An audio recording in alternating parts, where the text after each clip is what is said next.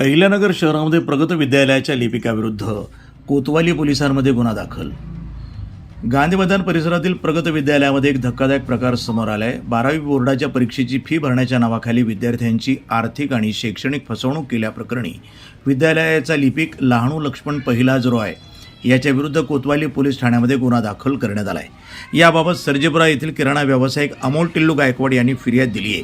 आरोपी लिपिकानं फिर्यादीचा मुलगा आणि इतर 4 विद्यार्थ्यांचा विश्वास संपादन करून त्यांच्याकडनं 12वी बोर्ड एटीकेटी परीक्षेचे शुल्क रोख स्वरूपामध्ये गोळा केले होते। मात्र सदर रक्कम ऑनलाईन पद्धतीनं बोर्डाकडे जमा न करता एकूण 3,150 रुपयांचा त्यानं अपहार केला। यामुळे विद्यार्थ्यांचं शैक्षणिक नुकसान झालं असून त्यांची फसवणूक झाली आहे। हा प्रकार उघडकीस आल्यानंतर गायकवाड यांनी कोतवाली पोलीस ठाण्यामध्ये तक्रार दिली। पोलिसांनी या प्रकरणी आरोपी लहानू पहिलाज रॉय विरुद्ध गुन्हा दाखल केला असून पोलीस निरीक्षक नितीन देशमुख यांच्या मार्गदर्शनाखाली तपास सुरू आहे।